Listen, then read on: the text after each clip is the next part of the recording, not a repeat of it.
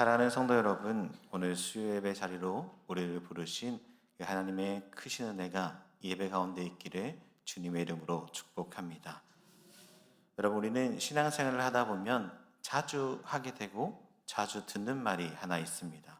그것은 무엇이냐면 좋은 신앙을 가져야 합니다 라는 말입니다. 그리고 삶에서 선을 행해야 합니다 라고 참 많이 얘기하고 많이 듣습니다. 그런데 여러분, 우리가 이 말을 들을 때 우리는 자연스럽게 어떻게 생각하냐면 내가 좀 더 잘해야 되겠구나, 내가 개인적인 신앙을 더 열심히 쌓아가야겠구나 라고 생각하는 것입니다. 그래서 신앙을 개인적인 문제로 치부해 버릴 때가 더 많다라는 것이죠. 내가 얼마나 잘 믿고 있는가, 내가 얼마나 선을 행하고 있는가, 내가 얼마나 바르게 살아가고 있는가 하는 것입니다. 이렇게 신앙을 나 혼자 문제로 이해할 때가 더 많이 있는 것이죠. 그러나 오늘 우리가 함께 읽어본 이 본문 속에는 전혀 다른 방향을 하나 제시해 주고 있습니다. 갈라디아서 6장의 말씀은 개인의 신앙을 말하기보다 함께 살아가는 이 공동체의 신앙을 더 알려주고 있는 것이죠. 바울은 너희가 어떻게 살아야 하는가 이것을 말하면서도 개인의 경건에만 집중하고 있지 않습니다.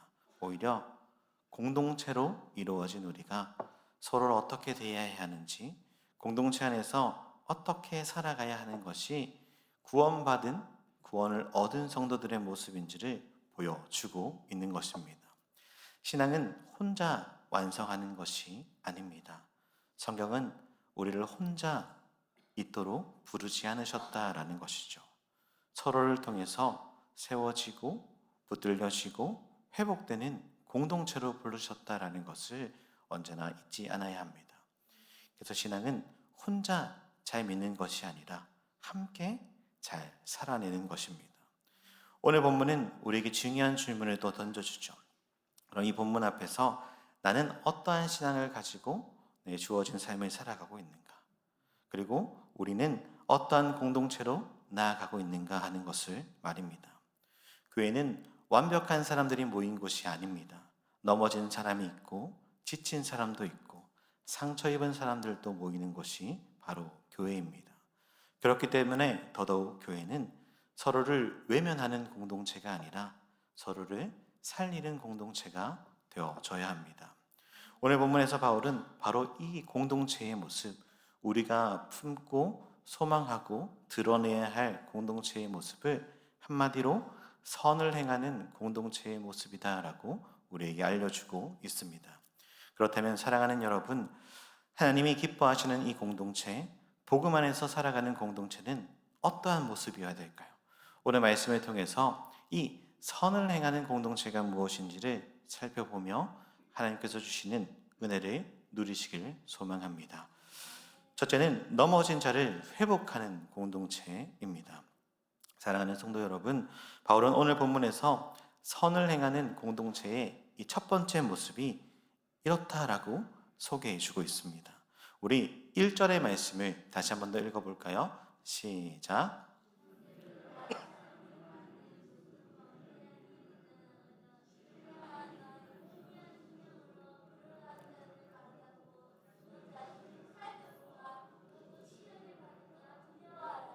아멘.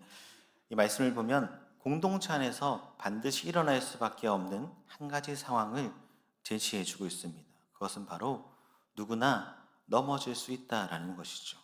교회는 완전한 사람들이 모인 곳이 아니기 때문에 믿음으로 살아가 보려고 하지만 여전히 연약함이 있고 때로는 실수도 있고 죄에 넘어지는 사람들이 모인 곳입니다.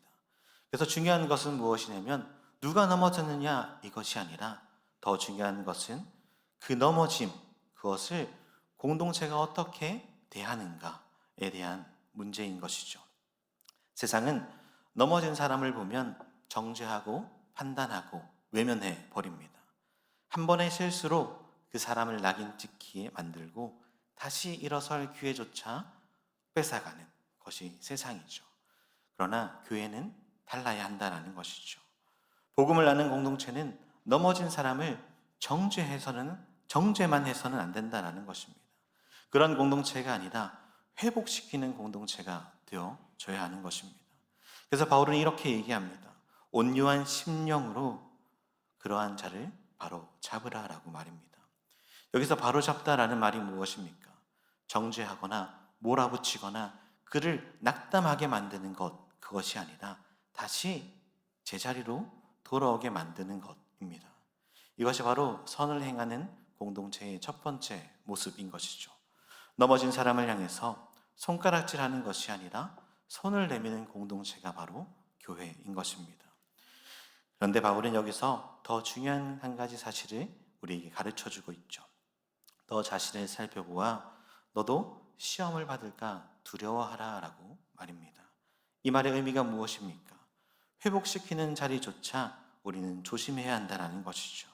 왜냐하면 그 사람의 연약함이 어쩌면 나의 모습이 될 수 있기 때문입니다. 사랑하는 성도 여러분, 우리는 쉽게 이렇게 생각합니다. 나는 저 정도는 아니다. 나는 저렇게까지 죄는 짓지 않았다라고 말입니다. 그러나 성경은 우리에게 분명히 말해줍니다. 우리 모두 같은 연약함을 가진 사람들이다라고 말입니다. 그래서 회복은 우월한 사람이 낮은 자를 도와주는 것이 아닙니다. 같은 은혜를 입은 사람이 같은 자리에서 다른 사람을 붙들어주는 것이 바로 회복인 것이죠. 진짜 성숙한 신앙은 넘어진 사람을 보며 정죄하고 그것을 까발리는 것이 아니라 나도 저 자리에 설 수 있는 사람이다라는 것을 인정하고 겸손한 마음으로 그를 다시 붙들어주는 것입니다.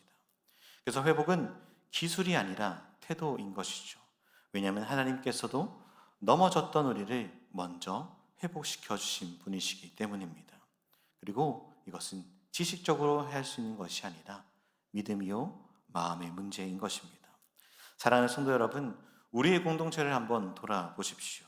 우리에게 혹시 넘어진 사람이 있습니까? 그 넘어진 사람 앞에 우리는 어떠한 모습으로 다가가고 계십니까? 정죄하고 있습니까? 아니면 다시 붙들어주고 있습니까? 외면하고 있습니까? 아니면 함께 아파하는 자리까지 나아가고 계십니까? 하나님이 기뻐하시는 공동체는 완벽한 공동체가 아닙니다.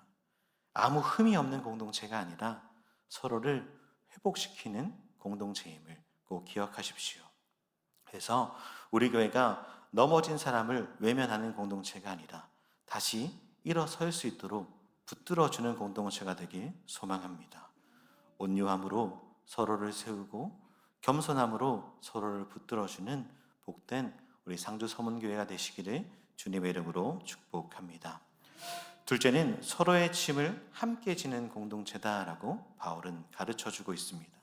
사랑하는 성도 여러분, 바울은 이제 한 걸음 더 나아가서 공동체의 모습, 즉 참된 공동체의 모습이 어떠해야 되는지 더 얘기해주고 있습니다.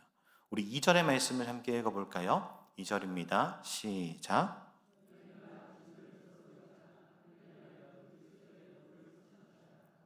아멘. 바울은 여기서 분명하게 얘기하죠. 짐을 서로 지라라고 말입니다. 이 말은 각자의 인생만 잘 살아가라라는 말이 아닙니다. 서로의 삶에 관여하고 서로의 삶의 무게를 함께 나누라라는 것입니다. 여기서 말하는 짐이 무엇입니까? 짐은 부담스럽거나 어렵게 하는 그 모든 것을 뜻하는 것이죠. 짐은 단순히 물질적인 어려움만을 말하는 것이 아니라 마음의 짐도 있고 삶의 무게도 있고 아픔과 상처와 믿음의 연약함까지 모든 것을 포함하는 것이 바로 여기서 말하는 짐입니다. 어떤 사람은 때로 보이지 않는 짐을 지고 살아가는 이들이 있죠. 겉으로 보기에는 괜찮아 보이지만 속으로는 무너진 사람이 있습니다. 누군가는 가정의 문제로, 누군가는 자신의 건강의 문제로, 또 누군가는 마음의 이 외로움과 늘 싸우며 살아가는 자들이 있다는 것이죠. 그런데 그 짐은 혼자 감당하기에는 너무 무거울 때가 더 많다라는 것입니다. 그래서 하나님은 우리를 공동체로 불러주셨습니다. 교회는 혼자 잘 살아가고 있다는 것을 보여주는 공동체가 아니라 함께 견디고 함께 나누는 곳임을 잊지 마십시오. 혼자 짊어지는 것이 아니라 함께 가는 것입니다. 그래서 바울은 말하죠. 너희가 짐을 서로 지라라고 말입니다. 그런데 이어서 더 중요하게 더 얘기합니다. 그 짐을 지는 행위가 무엇이냐면 그리하여 그리스도의 법을 성취하라라고 분명하게 가르쳐 줍니다. 사랑하는 성도 여러분, 여기서 말하는 그리스도의 법이 무엇입니까? 바로 예수님께서 우리에게 주셨던 사랑의 계명, 사랑의 법인 것입니다. 주님 우리에게 이렇게 말씀하셨죠. 요한복음 13장 34절의 말씀입니다. 새 계명을 너희에게 주노니 서로 사랑하라. 내가 너희를 사랑한 것 같이 너희도 서로 사랑하라 라고 말입니다. 서로의 짐을 지는 것, 바울이 얘기하는 그리스도의 법이 바로 사랑인 것입니다. 사랑은 단순한 감정이 아니죠. 십자가에서 우리를 위해서 자신을 아낌없이 내어주셨던 그 그리스도의 사랑을 말하는 것입니다. 그래서 우리는 사랑할 수 있어서 사랑하는 것이 아니라 이미 놀라운 사랑을 받았기에 사랑하는 자가 되는 것입니다. 그래서 사랑은 단순한 감정이나 느낌이 아니라 분명한 행동이 동반된다라는 사실을 잊지 마십시오. 그것이 오늘 본문에서는 짐을 함께 지는 것으로 나타나는 것입니다. 그리고 바울이 이어서 이렇게 얘기하죠. 3절의 말씀입니다. 만일 누가 아무것도 되지 못하고 된 줄로 생각하면 스스로 속입니다 라고 말합니다. 이 말이 무엇입니까? 짐을 지지 않는 이유 중 하나가 바로 자신의 교만이다 라는 것을 말해줍니다. 우리는 쉽게 다른 사람의 짐은 외면해버리죠. 왜냐하면 나는 저렇지 않다라고 생각하기 때문입니다. 그렇게 나는 저 사람과 다르다라고 여기기 때문이죠. 이 마음이 들어오는 순간 우리는 다른 사람의 짐을 외면하게 됩니다. 그러나 바울은 분명하게 지적하고 있습니다. 스스로 속이는 것이다 라고 말입니다. 우리 모두 하나님의 은혜가 아니면 설 수 없는 사람이었음을 우리는 잊지 않아야 합니다. 그래서 우리는 이것을 기억해야 하죠.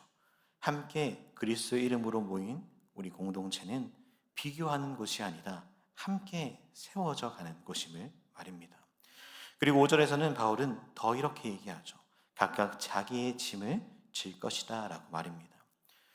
오늘 이 말씀을 보면 조금 헷갈릴 수 있습니다. 왜냐하면 앞에서는 서로의 짐을 지라 라고 했는데 5절에서는 왜 갑자기 자기의 짐을 지라 라고 말하는 것일까 라고 말입니다. 여기서 말하는 이 자기의 짐을 지라 라는 표현은 균형을 얘기하는 것입니다. 공동체는 모든 것을 남에게 맡기는 것이 아닙니다. 각자 감당해야 할 책임도 각자 가지면서 감당하기 어렵고 힘든 것을 함께 나누는 것이 공동체이죠.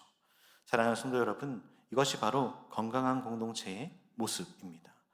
서로에게 의지만 하지 않고 책임을 회피하지 않고 서로를 도우면서도 각자의 삶을 성실하게 감당하는 것이 성도로서 모인 우리가 해야 할 참된 모습이다라는 것이죠. 우리의 공동체를 한번 돌아보았으면 좋겠습니다. 나는 다른 사람의 짐을 혹시 외면해 버리고 있진 않으십니까? 힘들어하고 지쳐있는 영혼들에게 나는 어떻게 얼마만큼 다가가지고 계십니까? 하나님이 기뻐하시는 공동체는 각자 따로 도생하는 것이 아니라 함께 조금 느리더라도 천천히 가더라도 함께 가는 공동체를 더 기뻐하시는 것을 꼭 잊지 마십시오. 그래서 우리 교회가 누군가의 짐이 가벼워지는 것이 되길 소망합니다. 서로의 아픔을 나눌 수 있고 서로의 삶을 붙들어 줄 수 있고 사랑으로 함께 하나님 나라를 세워가고 끝까지 나아가는 공동체가 되기를 주님의 이름으로 축복합니다. 마지막 셋째는 낙심하지 않고 끝까지 선을 행하는 공동체를 바울은 얘기합니다. 바울은 이제 마지막으로 선을 행하는 공동체가 어떠한 모습으로 끝까지 나아가야 하는지를 우리에게 제시해 주고 있습니다. 우리 9절의 말씀을 함께 읽어볼까요? 9절입니다. 시작.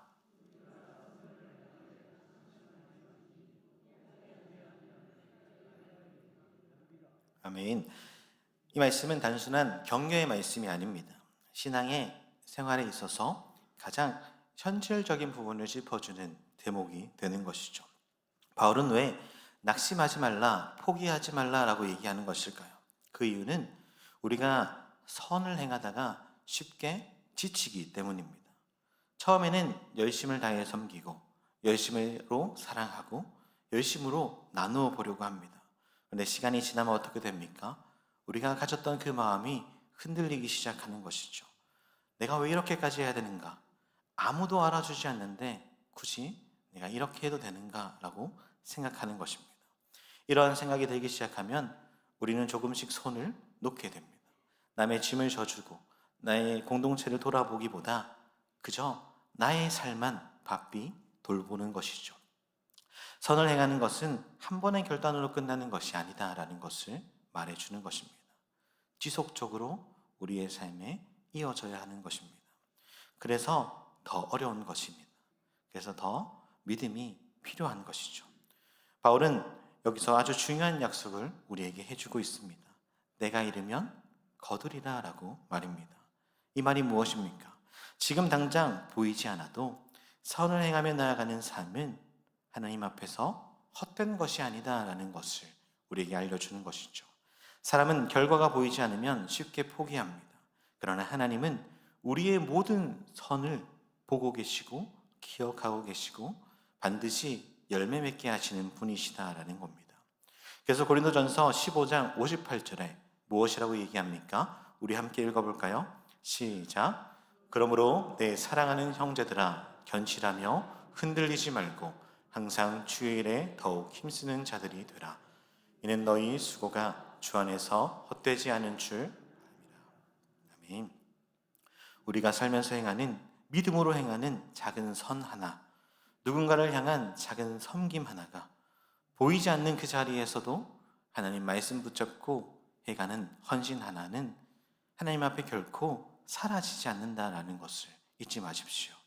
그래서 바울은 10절에 이렇게 권면하고 있는 것입니다. 그러므로 우리는 기회에 있는 대로 모든 이에게 착한 일을 하되 더욱 믿음의 가정들에게 할지니라 라고 말입니다. 이 말씀을 보면 선은 해도 되고 안 해도 되는 것이 아닙니다.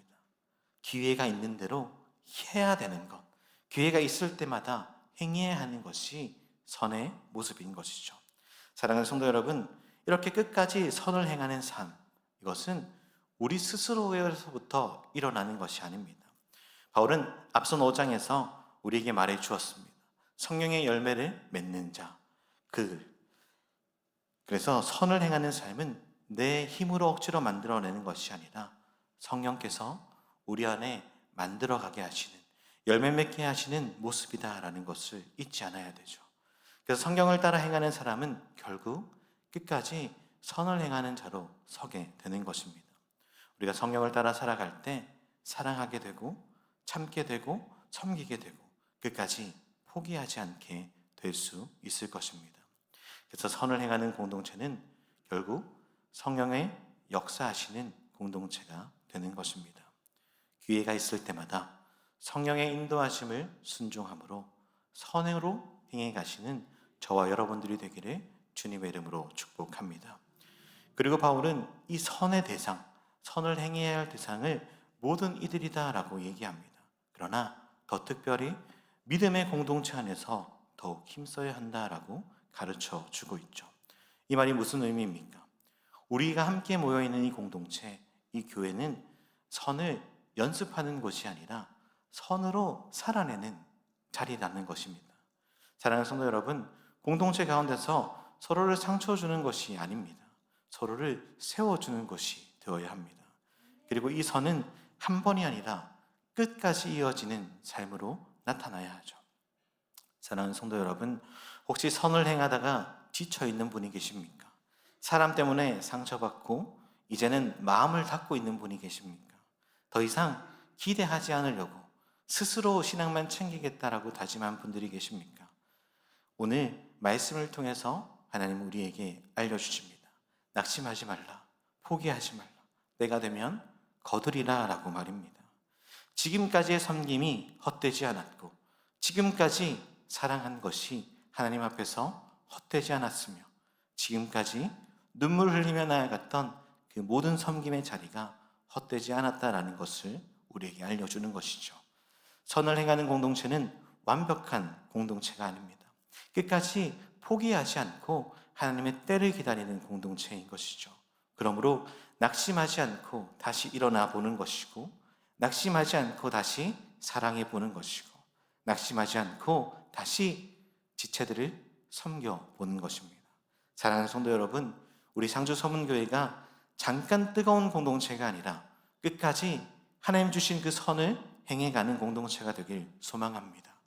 포기하지 않고 끝까지 사랑하고 끝까지 섬겨주고 끝까지 함께 주님 다시 오시는 그날까지 복된 공동체로 서가는 우리 모두가 되기를 주님의 이름으로 축복합니다. 말씀을 맺겠습니다. 사랑하는 성도 여러분, 오늘 우리는 말씀을 통해서 하나님이 기뻐하시는 공동체의 모습을 함께 살펴보았습니다. 선을 행하는 공동체는 넘어진 자를 정죄하는 공동체가 아니라 온유함으로 다시 회복시키는 공동체이고, 서로를 외면하며 살아가는 공동체가 아니라 서로의 아픔과 어려움을 함께 지는 공동체입니다. 그리고 무엇보다도 낙심하지 않고 포기하지 않고 끝까지 선을 행하며 나아가는 공동체임을 보았습니다. 이 모습은 특별한 사람, 갈라디아 교회에만 보여주었던 그런 공동체의 모습이 아닙니다. 하나님께서 우리 모두에게 기대하시는 교회의 모습이라는 것이죠. 그리고 이미 우리는 복음 안에서 부름받은 공동체입니다. 성령 안에 함께 살아가는 자들이라는 것이죠. 그렇다면 이제 우리의 삶도 그 부르심에 합당한 삶의 모습으로 나타내지는 삶을 살아야 할 것입니다. 바울이 얘기했던 9절의 말씀처럼 말이죠. 우리 9절의 말씀을 마지막으로 함께 읽어볼까요? 9절입니다. 시작.